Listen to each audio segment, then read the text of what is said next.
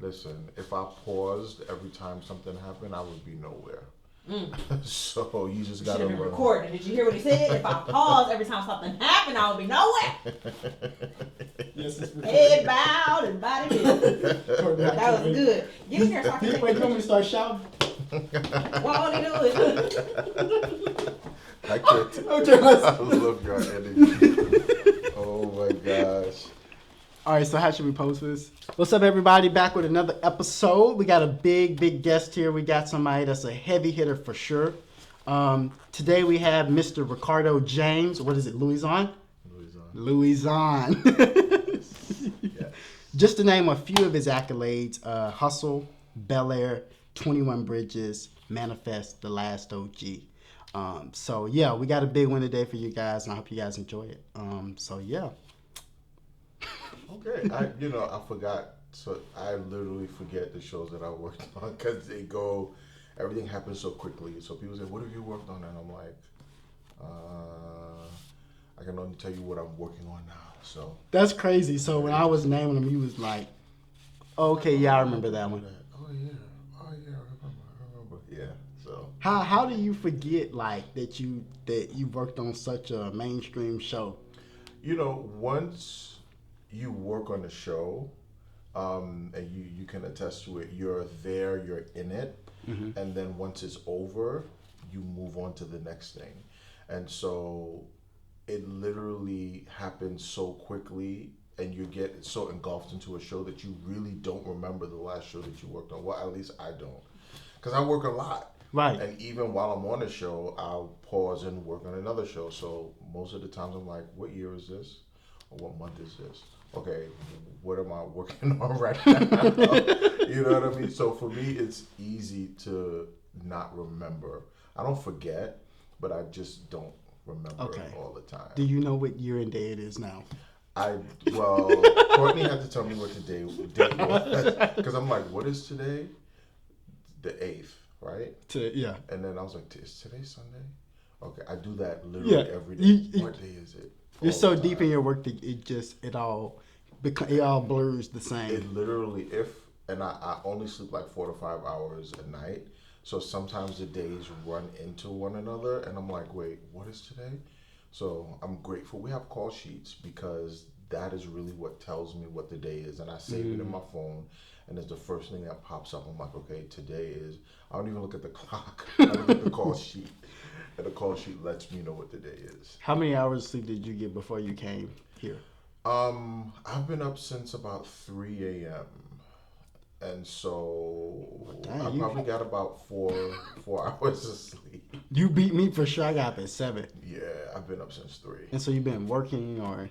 I've been writing, journaling, thinking, just about the rest of the year, what I want to do, what I want to accomplish outside of what I do specifically in film and television. So just doing a bit of vision casting for myself, and just kind of leaning into what I see, feel, hear, and sense is down the pipeline for me this year.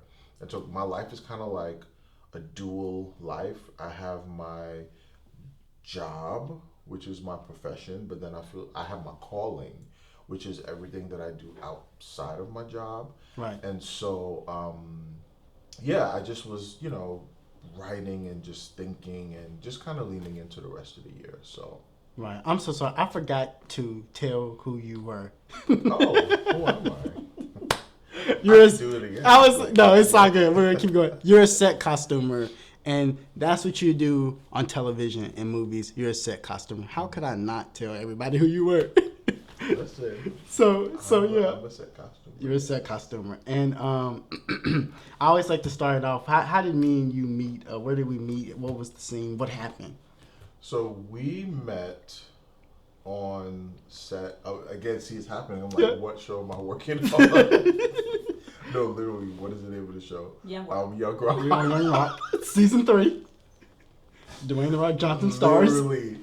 Okay, so we met on the set of Young Rock season 3. Okay. And I always see you like walking around, and like you walk so fast. I've been told. I'm just like, oh my gosh, you walk so fast. And so I can't remember who introduced us or if we introduced ourselves to one another. I can't remember what the moment was. But I feel like maybe Princeton had something to do with it because when I went to the cooler, I saw you there and I was like, oh, and you take pictures. Fine, okay. And I was like, oh, okay. And then I started seeing so many other faces and I was just like, oh, wait a minute. What is going on? Like, these are all the people from work. Yeah. And so, and then from there, I saw that you do photography and I was like, okay. And so I'm always interested in hearing people's story, who they are, because you see people on set, you have no idea what they do outside of here. So to see you outside of here was very interesting. And I was like, oh, okay. So you do photography. Okay, what else do you do? And so I think that's how we met. Okay, I do remember that, all of that. How I remember us meeting is actually the episode that just came out yesterday. I think that's the episode where I really got to know you. I had just pulled up to the set of like the school that we shot the scene in. And we were like, I think that's when we got introduced. And he was like, this is Ricardo, this is Harold. And I was like, cool, Ricardo, gotcha. And then I would walk away from you and I would see you and I didn't know your name. I remember that. I was like, Harold, what's my name? He was like, okay. I'd be like, hold on, wait, give me 2 minutes. Easy. I'm so sorry. And I'd be like, Courtney, the dude, the tall dude, the black guy. I'm like, what's his name? He work in costumes with Jason. And she was like, dude, that's Ricardo. I'm like, remember Jason, but not Ricardo. That is such a harder name to remember. So then this went on for like 3 or 4 days. It did. And you were like, do you know my name? I promise you, I'm going to remember it. And I would go back to Courtney and be like, what is his name? Until I remembered it. And I was like, okay, cool, that's Ricardo. And now you remember it, and I feel good about myself. Yeah, I remember it. Thank you. Yeah, I won't forget, I promise, ever. You can't. Like, I'm on your show. So yeah, we're on video. But yeah. Forget my name.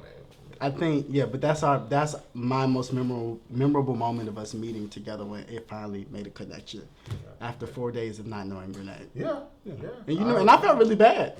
I mean, you should have. I did. I remembered yours from the get. I'm like, oh, Harold. Okay. Yeah. So yeah. and Courtney, with the red hair. Yeah. So what is a costume designer? What is a set costumer? So, set costuming or set costumer is basically the individuals who take care of the wardrobe on set. Okay. And so in the department, in the costume department, there's 2 departments kind of. You have the design team and then you have the continuity team.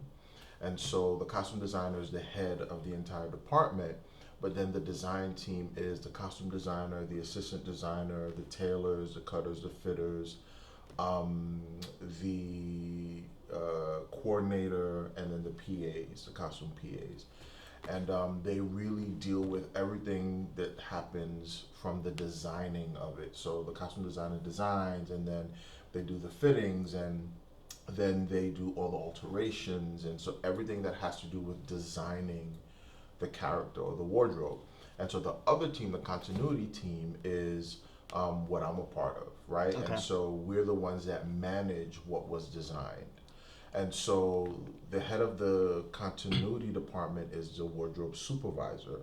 So we have the design team, the wardrobe team / continuity. So the wardrobe supervisor, then you have someone like me who's a key costumer who handles all of the principal wardrobe. Yeah. So I said it wrong. So you're not a set costumer. You're the key set costumer. Yeah. Okay, cool. Yeah. My bad. I want to rank you properly. No. Listen, everybody has to come up through the rank. Okay. So, cool. But I'm fortunate enough to be a key, and so as a key, you deal with all the principals. I don't handle any of the background. I just focus on number 1, number 2, number 3. Whatever the top 6 people are. And then I'll have a set partner on set, and we'll split the people. So because again, principals need a lot of attention, right. And so it can be challenging to have number 1 and number 2 and number 3 because they all, especially if they're all on set at the same time, it's just a little challenging to pay attention to all the details. And so usually I'll have a key, I'll have a set partner, and then we'll kind of split the principals down the middle. So you work very closely with A-list celebrities. Yeah. Ones, twos, threes. Those are normally like Yeah. you're some of the ones I named off, like Chadwick Boseman or Tracy Morgan, Last OG, or Hustle. So that would be Mary. What is her name? Queen Latifah, and Adam Sandler. So you work very, very closely with A-list celebrities. I work very closely with A-list celebrities, and so now for example, on Hustle, what did I do on Hustle? I was in a key on Hustle. Was I the truck costumer on Hustle? I can't even remember. Was I a truck or was I think I may have been background on Hustle. So I didn't work with Queen and Adam. My boss, who is a designer sometimes, and then she's a supervisor sometimes, and then she's a key sometimes. And so our department, you can kind of move around depending on what the need is. And so I'm a key. Well, I've been a key for the past 2 years now, but straight key. But sometimes I truck costume. I started out in background, and so it really depends. But yes, I wrangle and handle the A-list celebrities. Yeah. So if we were to make an analogy here, and we were to say we worked in Target, a key would be equal to like a manager or a store manager. That's like the boss. Yeah, I would say the store manager would be the designer. Okay. And a key would be, I haven't worked in retail in so long. I don't even know like what a the manager. positions are. I would be on the management team. Or like a key holder. Yeah. You got keys to the building. You can open it up, close it down. I like that. I love that. Okay. I love that. It's having the responsibility and the access to, because again, my job also, I'm the supervisor on set. Okay. And so I'm the one that, as a keys deal with the directors and the producers. Anytime there's an issue or something needs to change, they call for the key, and the key will be the person that will be the liaison between the design team and the director or the producer or whatever they need. So I am representing the department on set. Right, and you said continuity. What is continuity? Continuity is really about, and in the word continuity, you hear continuous, right? The root word is to continue. And so continuity is really about making sure that everything is continuous, everything is streamlined. And so, for example, we can shoot today in a school, right? Let's say we're shooting episode 12, and Adrian, who plays Young Rock, he plays Dewey, he's at school. And so we'll shoot the scene where he's walking into the school, he has on his bag, and he's walking into the lunchroom, and then he goes to his friends, and all of these things, whatever the scenario is, it happens, and we shoot that today. And then tomorrow, we're going to shoot the second part of it, right? We don't shoot the same part today. We'll shoot the second part tomorrow. And so continuity is really about going back and looking at how he wore his clothes and matching it, right? Making sure that it's continuous, that it doesn't break, that it doesn't look different, but it looks the same. So it's all shot in the same day, Exactly. The same scene, same Because take. it's rare that we shoot an episode, because I think people who are not in film and television think that we shoot an episode all the way through. It's impossible. You can never do it. We can't Yeah. shoot it Unless you stay up for 8 days. Exactly, but they think we shoot the first thing on camera. When the Movie opens up. when the movie or the TV show, when it opens up, they think that's the first thing we shot. And so Never. we don't shoot in sequence. That's why continuity is important, because we don't shoot in sequence. So we might shoot the end of the scene first, The end of the movie, yeah. and then we go back and shoot the beginning. And so if at the end of the scene, his shirt is off and his hat is tilted to the side, then okay, once we finish that and we have to go back to shoot the beginning, we have to steam that shirt out. We have to fix that hat to make sure that it's not wrinkled, because he doesn't start the scene disheveled. He starts Right. it clean. I like that. And so that's why continuity is so important. So my job all day is looking at the camera, looking at collars, looking at shoes to make sure that they're laced the right way, looking at shirts to make sure they're not wrinkled, or that they are wrinkled enough based on what it is that we're doing. I like how you said. You just made me think about how in tune you and the actors have to be with each other Yeah. to make it happen. Because, like you said, like we may shoot the end of the movie first day, and they may be sad, going through a heartbreak. There's somebody just died, and they have to be sad. And then it also has to match the beginning of that scene, where they're happy, or they're cool, or they're going into that moment. Yeah. And it all has to line up perfectly. Yeah. And so that you just made me recognize that was kind of a moment there. And I'll tell you this as well. People think acting is just like, the more I'm in this specific position, is the more that I see that the actors have such an important job, because they're not only saying words, but like you said, they're giving emotion. But they also, what I've realized with principal actors, a lot of them are aware of their body and their clothes. And so, I'll set in the morning, I'll set the actor's first costume, and they'll be like, a few times this has happened, is this the right costume? Because da da da da da, and I'm like, okay, they pay attention. They don't just Put clothes on. Put on clothes and just go out. Yeah. A really good actor. And so I've been realizing that they're aware. And also, my relationship with the actors is really important, because I want to make sure that they're comfortable. Right. And then I also want to make sure that they know that I'm there to support them. So some actors, in between takes, they'll readjust themselves, so I don't have to constantly keep going. Yeah. So I'll say, for example, okay, Joe, who plays Rocky? He plays Dwayne's dad. Mm-hmm. I'll say, okay, Joe, the set is kind of tight. And so, especially like when they shoot the living room scenes, like the cameras are in there, and so we don't always get the chance to, get in there. So I said, okay, Joe, when you in the scene, you're standing up, and then then you have to sit down and then stand up again so we can shoot the scene. So just adjust your shirt when you before you sit back down. Just adjust your shirt, because it kind of moves around. Right. And then so, boom, like clockwork, he'll stand up, and then he'll adjust his shirt and sit back down, so I don't have to go back in, right? And so, I'm realizing that our relationship is important, because if he didn't trust me, as his key, then he would be like, oh, I'm not doing that.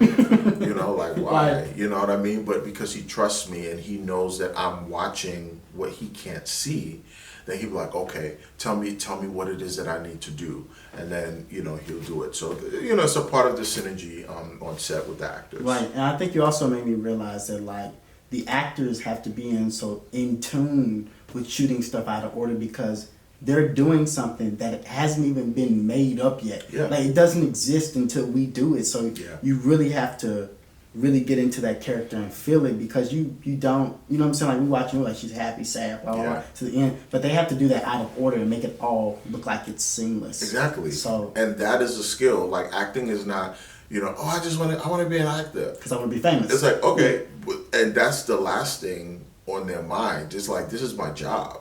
You know what I mean? Like, and I have to do my job, or else I won't have a job, any other job. Right. So if I'm bad at my job, which is acting, which is remembering my lines, but not only remembering the lines, remembering the emotion, remembering your cues, remembering the blocking, like all of these things, it amazes me. Yeah, it's I'm mind-blowing. These people are not just reciting lines, but they're moving and they're remembering.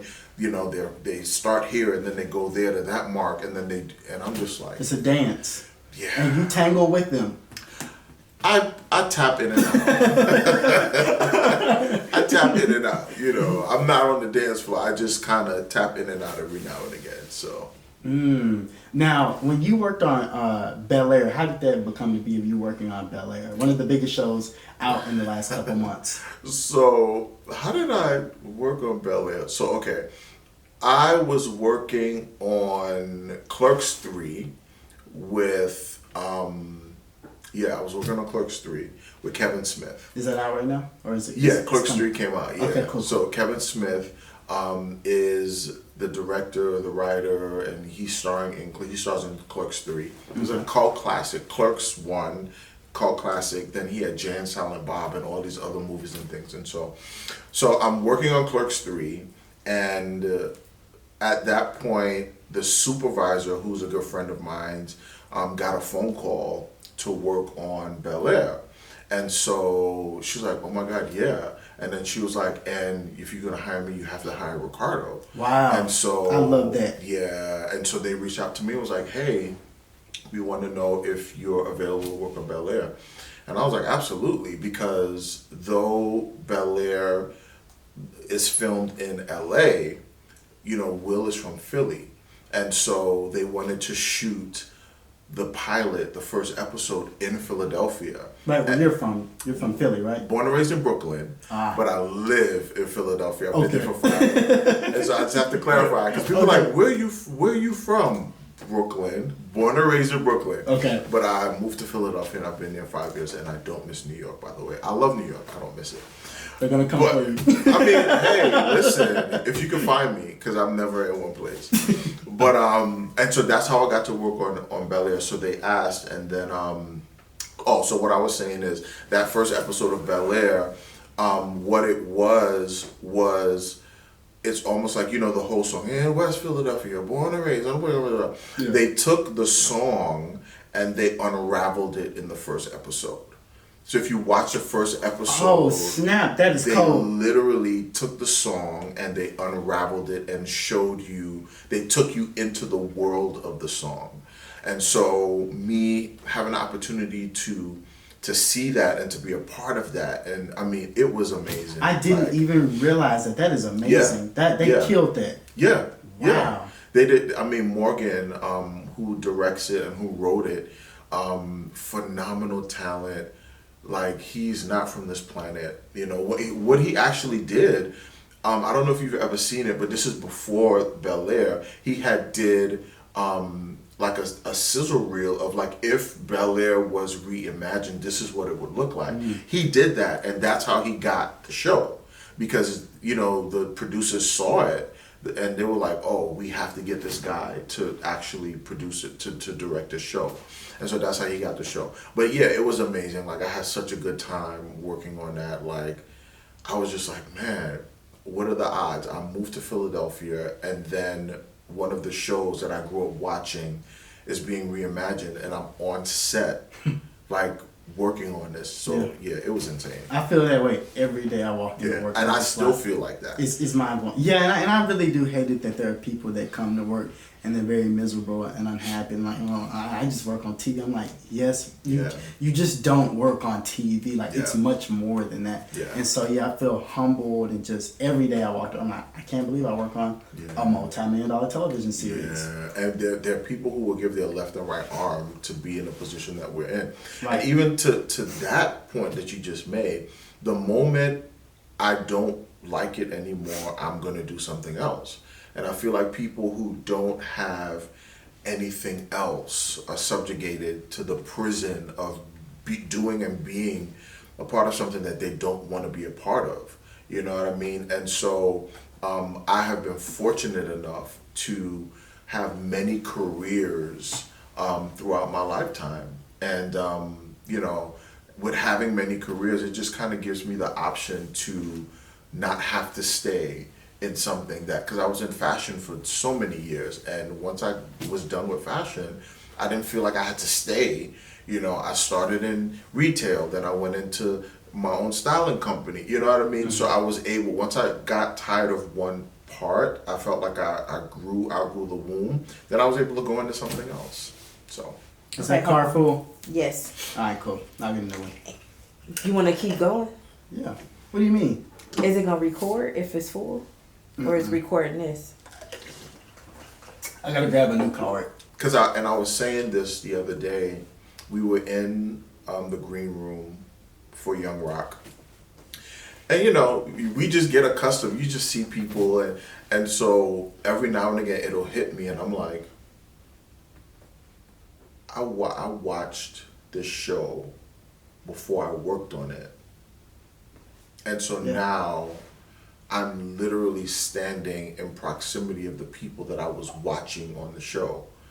And so I get those moments every now and again where I'm just like, can't be real. Like, how did this happen? Like, and it happened several times. It happened with this show. It happened when I worked on Elementary. That's with Lucy Liu. Like, I saw that, and I'm just like, you know what I mean? Yeah. How did I? So I'm always grateful, just for every opportunity, and that people want to hire me. Like, they don't have to hire me. You worked on Young Rock season 2, didn't you? I did season 2. You did season 2. Were you in Australia? I was not in Australia. Okay. So I was actually the key in the office, because we have office keys, and then we have office keys. Right. That's how we open the building every day, Ricardo. Office keys, exactly. So we have an office key, and we have a set key. And so I was the office key. And a part of my job, because we were filming in Australia, was and we didn't have a wardrobe truck, right? Because trucks are like, they go on location. So we had the office, and I kind of like was the truck costumer and the key. And so I did a lot of shopping along with the shoppers. Like, we would do all the shopping for the show. Once the shopping would come in, I would organize it by day. And by priority, what needed to go out, because we had to send the wardrobe like a month in advance, because it took like 2 to 2.5 weeks to get there, and then once it got there, they had to do fittings, and then there needed to be alterations and things like that, and so we had to send it far ahead in time, so we wouldn't miss deadlines. And so it wasn't really challenging for me because I didn't manage the deadlines, but it was fun. I got to shop for the show and for the characters before I even met them. How much money do you think the average high budget show spends on clothing or costuming? Ooh, I'll tell you this. This show is a big show, and so we spent a lot of money. Like, a lot of money.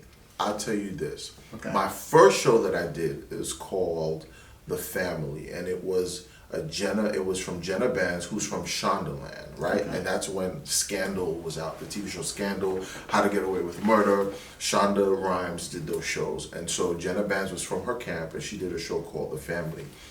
And I remember my first day, I was a PA on that show. You PA'd before? Yeah, that's how it started. Oh, wow. But I was an adult PA. Okay, I was like in my 30s. You understand humble beginnings. Oh, listen, I believe that every senior has to become a freshman if they want to grow. And so though you're a senior in middle school, you become a freshman in high school. And then you're a senior in high school, you become a freshman in college, because every new experience, I believe you have to start at ground zero. You have to start at 101 because it's new. You've never done it before, right? And so you grow with the experience. So with that analogy in life, when you exit college as a senior, then you must start life as a freshman. Absolutely. Whatever your next phase, because college usually goes on to a job, the workforce. So you go into the workforce and you start as a freshman on a job. You start at 101, and then you learn, you grow, you build. Because even when you become a manager, though you've graduated, that's still new. So it's still like being a freshman again, and you have to learn now, what does it mean to manage people? What are the processes? Because I'm not just doing the job, but now I'm doing the job and I'm managing people that are doing their job. And so, yeah, it's all about learning and growing.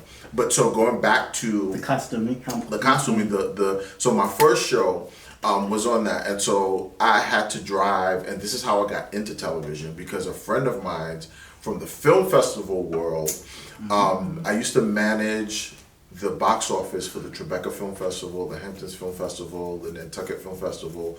And so a friend of mine's was selling tickets, and she'd be like, "Oh, this is nothing compared to my real job."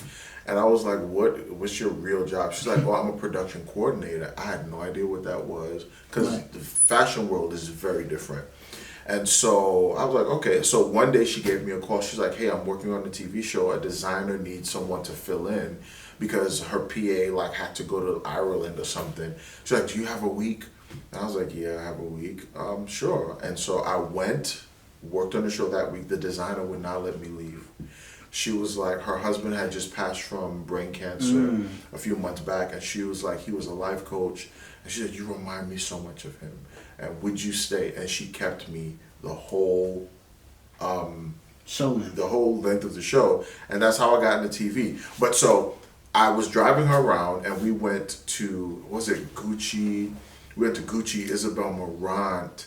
We went to Saks Fifth Avenue, and I remember we went through studio services, because that's where you go when you work in film and TV. There's a separate entrance that you go through, and then you go through the store, you pull stuff.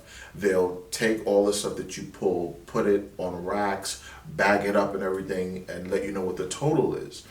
And then we have to keep a percentage of what we pull.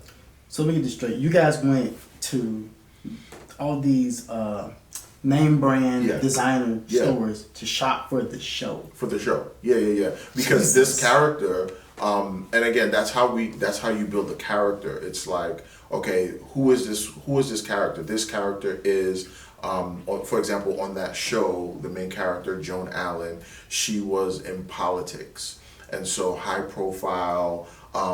Very rich, very expensive clothing, but not flashy, very subdued. Subtle. And very subtle. And so I remember that day, like from Bloomingdale's, like I looked at the bill and I was like, it was like $27,000. And this is for one character.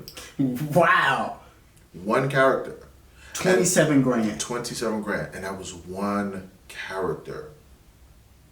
Okay? Jesus and so the thing about it is that when we do those pulls, like let's say we do a pull from Bloomingdale's, a studio pull, we're only obligated to keep a certain percentage of it. And so we're pulling all those things so we can do fittings. So in the fittings, we'll know what looks good, what doesn't look good, what we want to keep, what we want to alter, and whatever we don't use, we'll take it back.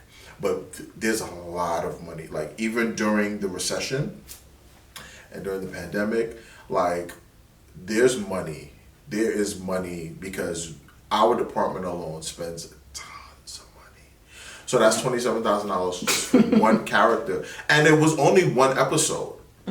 That is wild. One episode, and so there's a lot of money that goes into wardrobe, depending on the show. Because every show, if you have a cop show, is uniforms. Those are rentals, right? And then you have suits and things like that. Or if you have a show from like our show, a lot of things are vintage.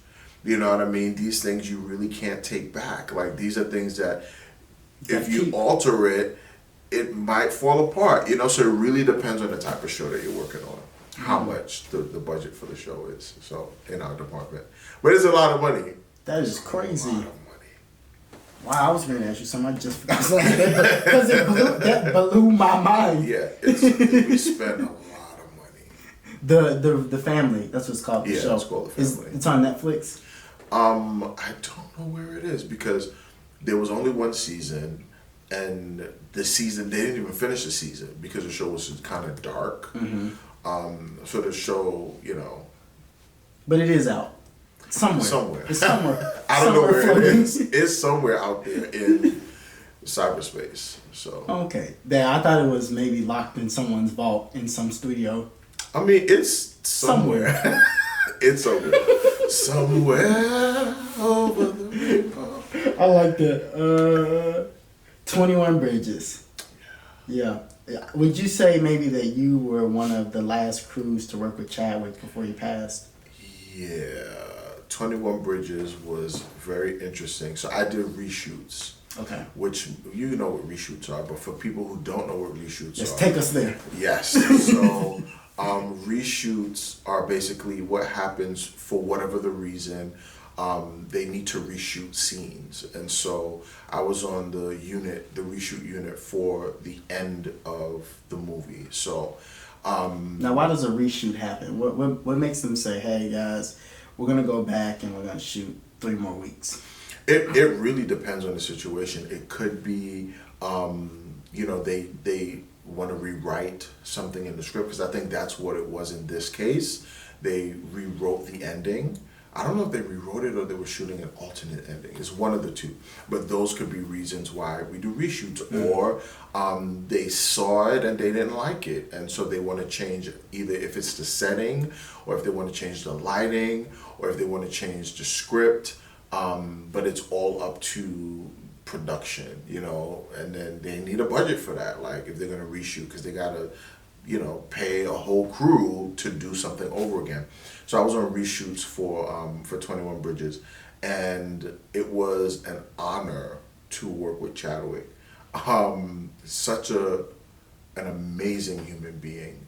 And I look back at some of the moments in a room this size, where, because we were in a house, and we were shooting the scene where he brought Sienna Miller out of the cop car, right? Or he was taking her to the cop car, one of the two. And so I remember being in the room, the Russo brothers, who did Avengers and who did, Civil War, all these amazing Marvel movies, Right. They were there as well. And so in the room, it's the Russo brothers, Wow. Chadwick, myself, another costumer, Jamie Foxx's sister, because she was Chadwick's hairstylist or makeup artist, one of the two, and then the other person who's a makeup artist, his hair, makeup. There were nothing but heavy hitters in the room, including yourself. I was the lightweight. I'm just there, and so, and then the DP, and so it's like maybe 6 of us in the room, and I had that moment again where I was like, how the heck did I get here? Like, out of all the people in the world, why am I'm looking and I'm like, that's Chadwick, those are the Russo brothers. This is after the Avengers, after Black Panther, like literally a few months later, and I'm just like, how did I get here? Right. And so just being in the room with them and just taking it all in, I was so grateful to have the opportunity to just even work with them, to sit and watch them work, because that's really what I was doing. I was sitting and I was watching how they looked at the camera, watching at what they looked at, watching at the conversations that they were having. And, you just think you'll see people again. You just think you'll work with them again. And so I was like, I ain't getting no picture with Chadwick. I'll see him again. You know what I mean? Mm-hmm. And so just to have that opportunity to do that, it was a tremendous blessing, Right. And so, but we were one of the last projects. I don't know if that was his last one, or there's another one that he did that was on Netflix. I think that Marvelous Black Bottom. Yeah. And I didn't even watch it. Like, I haven't watched anything with Chadwick since he passed until I saw Black Panther. Like, I just couldn't watch anything. Because it's hard. It was really hard. It's really hard. So it feels like I've been doing this forever. I've had such a journey. I've had so many careers, all within the confines of arts and entertainment.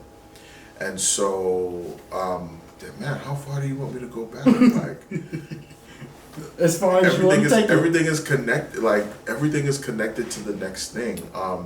So my career started in high school. I went to the High School of Fashion Industries in Manhattan. Okay. And my major was visual merchandising and display. And so we were very fortunate because we had teachers from the industry, teachers who were professionals in the industry. They were our teachers. So they weren't teaching us, especially our major classes. Like, major classes we had majors in high school. You can major in fashion design, textile design, jewelry design, visual merchandising and display, So the major counted towards a college credit?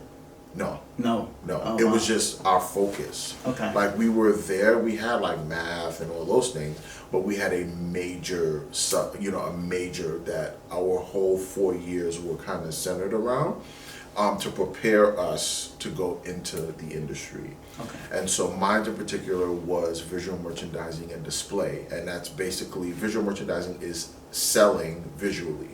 So in front of our school, we had 6 windows, like a store, and our class would be the ones to design the windows and change it every other month, right? That was one of our classes. We had store planning class, and then we ran the school boutique. So we would leave school and go out to shop for the boutique and things like that. And so from high school, I got a job as a visual merchandiser for Gap. Okay. And so that's where my fashion career started. I worked at Gap on 34th Street, which was the biggest Gap in the world at that time. And then I became a stylist for Gap. And so people would come in and then I would style them, right? Mm-hmm. And so then I went from working for Gap. H&M came to the United States from Sweden. And so I left Gap to work for H&M. Actually, I got fired from Gap. A lot of people don't know that. Why did you get fired from Gap? I got fired from Gap. Time and attendance. Like, okay. I used to be late all the time. Like, oh my God, I was always late. And they did me dirty too because they took us on a trip. We went on a field trip and then they fired me the next day. But the Gap ain't never been the same since they fired me. I bet. I'm just saying. You know? Ye breathed a little life into them. Mm. And then once that fell, their stocks going back down. So they fired me. So that's why the company has been going down. I totally agree. That was his day. You said they took me on a field trip to enjoy my last day. Exactly. The next day they called me in the office and let me go. I was like, what? You're firing me? After the field trip? Exactly. After you took me out, like it's like taking me on a date and then dumping me. Right. You know, but if they didn't fire me, I would have probably still been there. Mm. So then I worked for H&M, and I became a head visual for H&M, and I worked at like so many different H&Ms. And then I left H&M to start my styling business.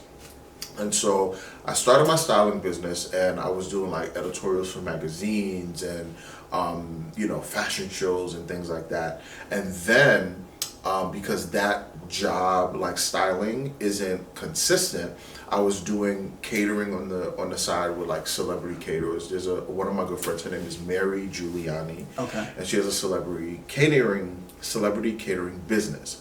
And so that's how I was like at Jerry Seinfeld's house dancing with Anna Chlumsky and Brooke Shields. Like, you know what I mean? Like these situations where it's like, I'm in Jerry Seinfeld's barn dancing with Brooke Shields and Anna Chlumsky. Like, what is my life? You know what I mean? And so I was doing celebrity catering and events on the side. And then I got into film festivals. So I was working film festivals, then I started to manage film festivals, the box office. Then I became an industry manager for film festivals where I was dealing with all of the people that are in the industry that are coming to attend and dealt with their credentials. And so that's for the Tribeca Film Festival, the Hamptons Film Festival, the Nantucket Film Festival.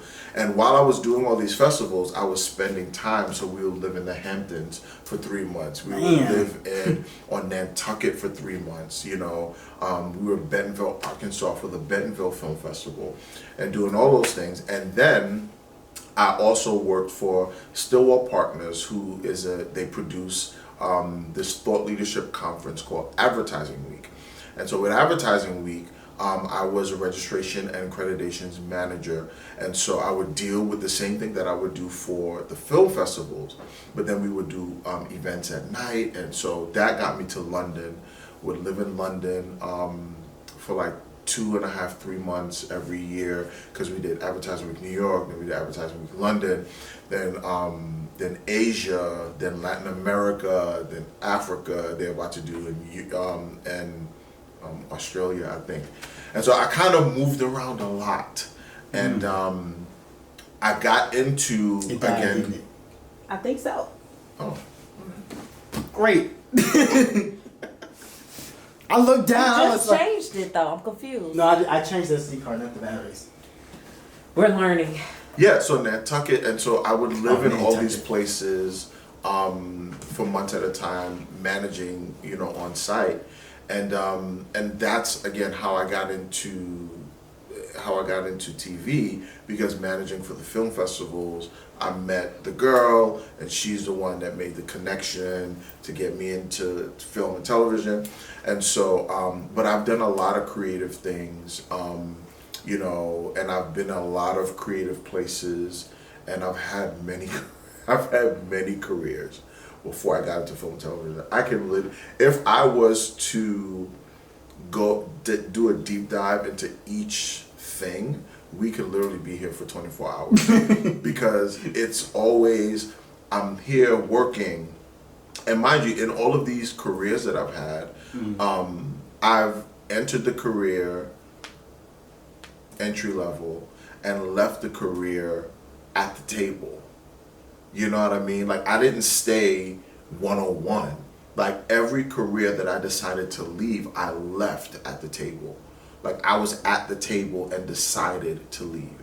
You know what I mean? And so for me, it shows me that no matter what it is that I do, I'm willing to start at the ground level, but I don't expect to stay at the ground level.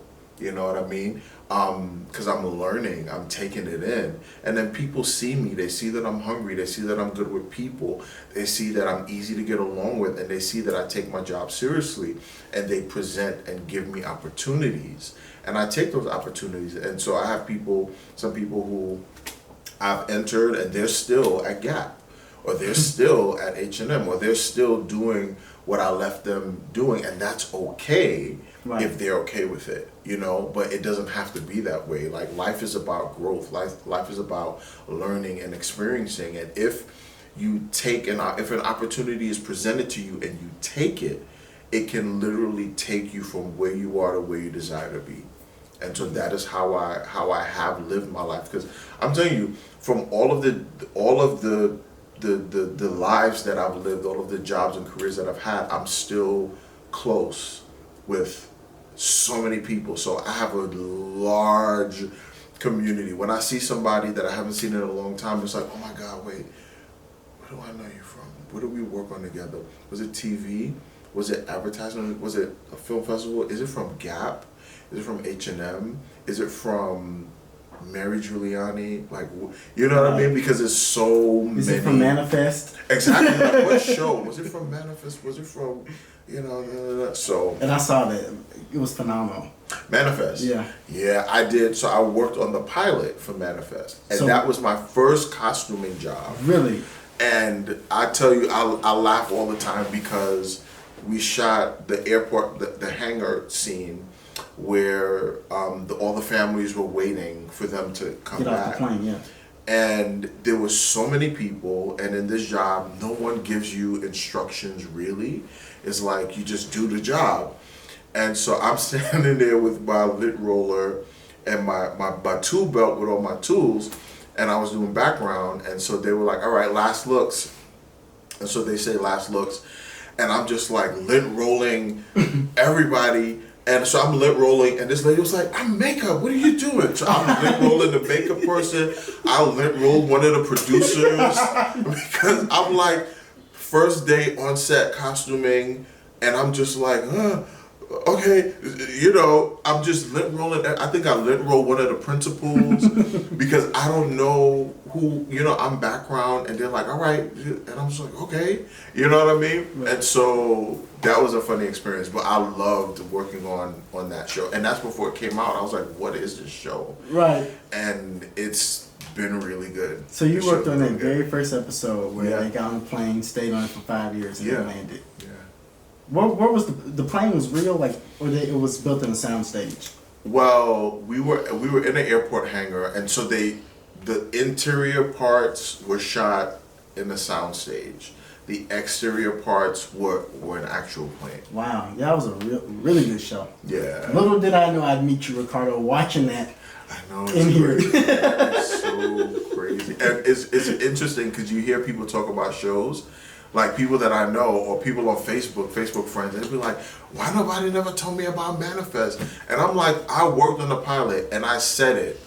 I literally said, hey, I'm working on this show. It's going to be great. And people are like, wow. They weren't listening. They weren't listening. Or if people are talking about a show that I worked on, I'm always like, okay, what are they saying about it? Okay, how are they responding to it? It's like, oh yeah, I worked on that show. Or they'll see a show, they're like, Ricardo, you worked on this show? Like how you did. Yeah. And I'm like, no. I know people that worked on the show, but no, I didn't work on that show. It is scary. Well, not scary, but it's kind of funny sometimes working on set with individuals such as yourself, and you don't know who's worked on what, and you just open your mouth and start talking about shows. It's kind of like, oh yeah, I worked on that. And you're like, it was awful. But even with that, it's like I every show that I work on, we do it collaboratively. And so it's a collaboration, even though I didn't write the show, I didn't act in the show, right. But we become a family. And so whether the show was good or not, like the show The Family, they ended it, like they didn't even finish out all the episodes. They ended it abruptly. And I'm just like, oh, because before the show came out, my first show, my family was like, oh, Ricardo, work on this show. My friends from Trinidad. Ricardo, work on this show. Oh, you go watch this show, Watch this show. And so my aunt is watching. She's like, well, what gonna happen? I was like, I can't tell you. My mother is asking, but Ricardo, what gonna happen in this show? I'm like, I can't tell you. You gotta watch the show. Like, I'm not gonna tell you what's happening in the show. Yeah. Exactly. And so we were invested in it, and then they cut it off. So it's like you kind of feel hurt, but it's like, we don't determine if the show's good or not. We just do the wardrobe. How did they look? Show is horrible, but they look great. Right. You know what I mean? So you kind of take offense, but not really, because we didn't write the show. We didn't produce it. We didn't direct it, you know. There was a show that I worked on with Morris Chestnut called The Enemy Within. Okay. I really enjoyed that show. I enjoyed working on the show. But when the show premiered, there was something off about it. And it may have been like the editing. It was only one season, but it was like something was offbeat. And I don't know if it was the editing or the sound or something. We loved working on the show, but it was only one season because it was something. And again, I'm telling everybody, watch it. It's going to be great. And then when it comes out, it's like, oh, okay. Yeah, something is off. We can't control that, but they look great, right? The show was off, but didn't they look good? It looked good. And so that's how we see it. Well, wrapping it up, Ricardo. I always ask this just to get a gauge of it. Being a key set costume designer in that range, how much money does that particular role make? I don't talk numbers. I make very good money. Okay. Just no, like not you, but like that role. Yeah. Well, here's the thing. It really depends on how much you work. There is no salary. There's no set salary. Like, if you say, "Oh, a data analyst," there's no set salary. We have rates, but you could have a great rate and not work.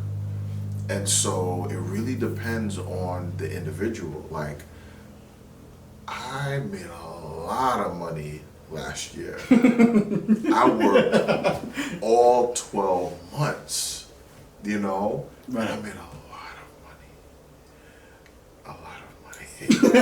I'll say it on camera. But no, you say it off camera? I'll say it off camera. But okay. I make pretty good money. Yeah. Okay. Yeah. Just 6 figures and up. Yeah. Okay, cool. Yeah. Okay, cool. I make 6 figures. Yeah. Okay, cool. But very good money because we work hard. We do. We work long and hard. Exactly. Yeah. And you know, I'm a part of local IATSE 764, the wardrobe union, and then the union in LA as well. And so they really take care of you. Like when you're in a union, they definitely take care of you. Absolutely. Is there anything you want to end off with or say to anyone trying to get in your role or aspire to be what?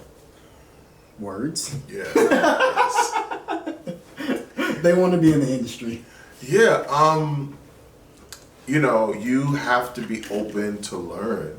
Come into, and it's just with anything, any industry, any field, any job, any career that you desire to enter. You have to go in hungry. You have to go in open and be pliable, be mendable, and don't think you know it all. Because I came from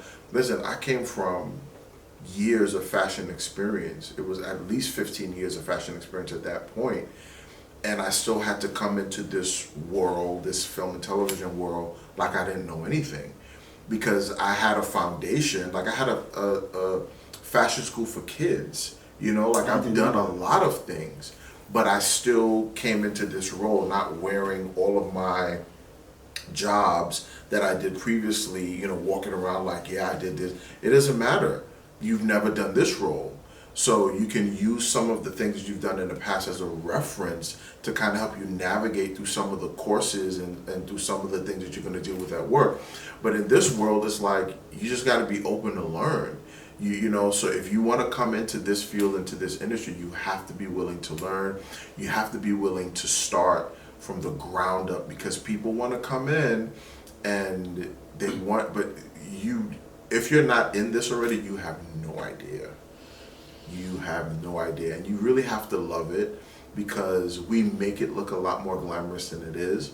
We work 12 to 17-hour days. Like on this show, we've been very fortunate that we don't go over 12 shooting, but it's a hard job. But if it's what you love, it's fulfilling, because you meet great people, you build great relationships, and these great relationships can carry you for the rest of your life.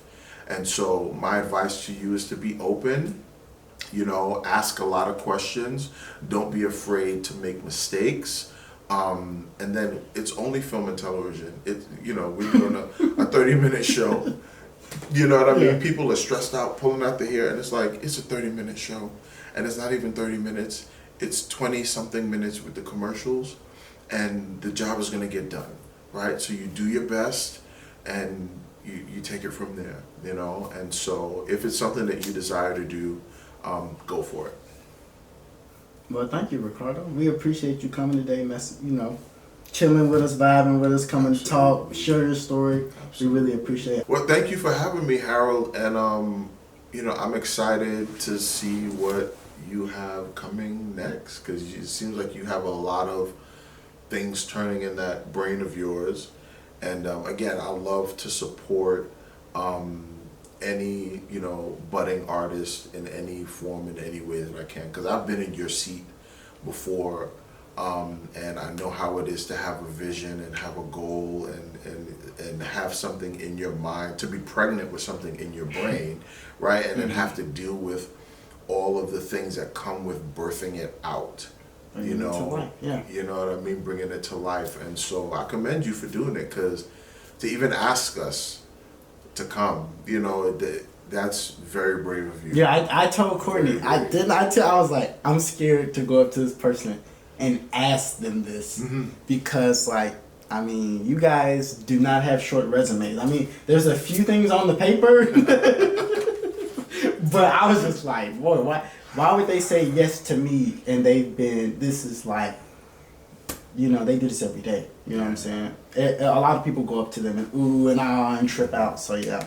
Well, believe me, we said yes to you because we have been in your shoes and we needed somebody to say yes to us. Well, thank you. And because someone said yes to us, it's easy for me to say yes to you. Well, thank you. All right, guys, go check out Ricardo James. Go watch some of his work. Check it out. That'll be a wrapping episode. Really appreciate you tuning in. We'll catch you next time. Peace, guys. Thank you. How was that, Ricardo? That was good. I could just cry. Start crying.